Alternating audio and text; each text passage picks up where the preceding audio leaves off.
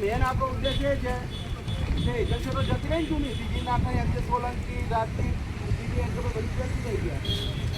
તો એ એજન્સીઓ જતી રહી છે પણ અધિકારી બધાએ ભેગા મળીને તમારા પગારમાં ચોરીઓ કરી છે તો એ રૂપિયા પાછા આપવાની વાત છે તો અત્યારે આપણે અધિકારી હર્ષ સંઘવીને એ રજૂઆત કરવાના છીએ કે આ રૂપિયા કર્મચારીને એક રૂપિયા પાછા આપે જે એજન્સીઓ કૌભાંડમાં સંડોવાયેલી છે એ એજન્સીઓના ભાગીદારો જેલ ભેગા કરે અધિકારીઓ આપણે કેટલી ફરિયાદો કરી અધિકારીઓ કોઈ તપાસ કરી નથી તો એ અધિકારીઓને જેલ ભેગા કરવાની આપણી માંગ છે અને સાથે સાથે વર્ગ 4ની કાયમી ભરતી બંધ કરી છે ચાલુ કરાવવાની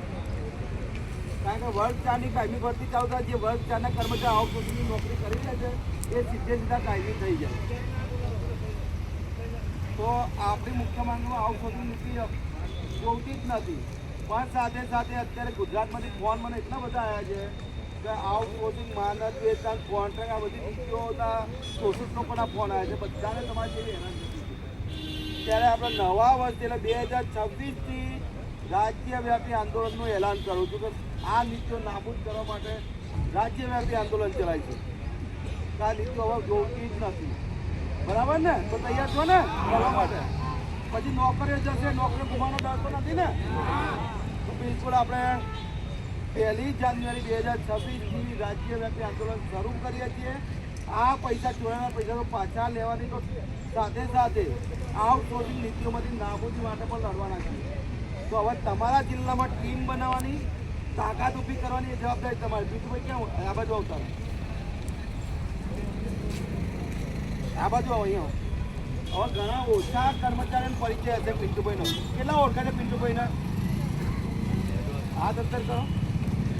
હા આ પિન્ટુભાઈએ શું કરેલું તમને કહું આઉટસોર્સિંગનું આંદોલન ઊભું કરવામાં પિન્ટુભાઈનો પહેલો હાથ છે કારણ કે એમણે પોતાના બાઇકમાં પેટ્રોલ નાખી દાહોદ જિલ્લા મહીસાગર જિલ્લા અને પંચમહાલ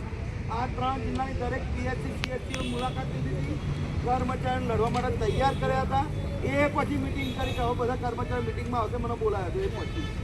તો એમે મહેનત કરી એટલા અત્યારે આપણે બધા ઊભા છીએ બાકી આઉટસોર્સિંગ કર્મચારી તો મેદાનમાં ઉતાર તૈયાર જ હતા પણ પોતાના પૈસા વાપરી અને અમે ટીમ તૈયાર કરી અને એના કારણે આજની તારીખે પણ દાહોદ મહીસાગર અને પંચમહાલ જિલ્લા 3 જિલ્લા મજબૂતી જે આપણી સાથે છે તો પિન્ટુભાઈ માટે કોઈ તાલીઓ પાડવો પડે હવે હર્ષ સંઘવીને રજૂઆત કરવા જવાનું છે આપણે અહીંયા એટલા માટે છે કે આપણો મુખ્ય ઉદ્દેશ એ છે કે હર્ષ સંઘવી સાહેબે કીધું હતું ને કે 24 કલાકમાં કાર્યવાહી ના થાય મારો કાટલો પકડજો બરાબર તો આઉટસોર્સિંગના પગારમાં ચોરીઓ થઈ છે આપણે સીડીએસઓને રજૂઆતો કરી કલેક્ટરને રજૂઆતો કરી આરડીડીને રજૂઆતો કરી કમિશનરને રજૂઆત કરી તો કોઈએ કંઈ તપાસ કરી નથી એનો મતલબ શું થયો કે આપણે તપાસ કરીને આ લોકો સેટિંગ કરી લે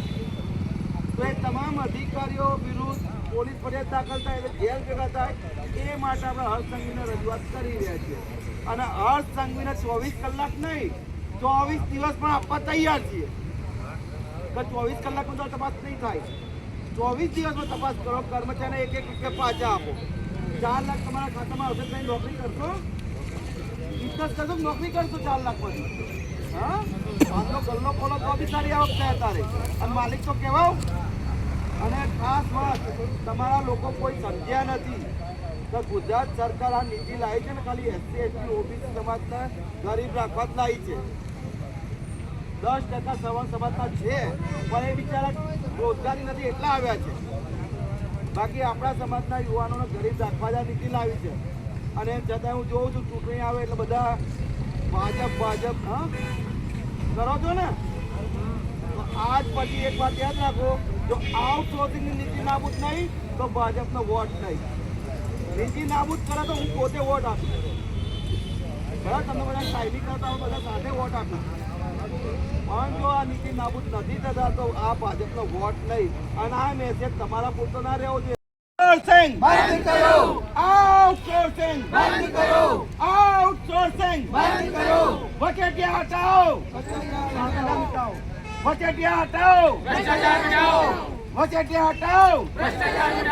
हम हमारा हक मांगते, नहीं किसी से भीख मांगते, हम हमारा हक मांगते, नहीं किसी से भीख मांगते, हम हमारा हक मांगते, नहीं किसी से भीख मांगते, लड़ेंगे, जीतेंगे, लड़ेंगे, जीतेंगे, लड़ेंगे, जीतेंगे, लड़ेंगे, जीतेंगे। आउटसोर्सिंग बंद करो, आउटसोर्सिंग बंद करो। ओके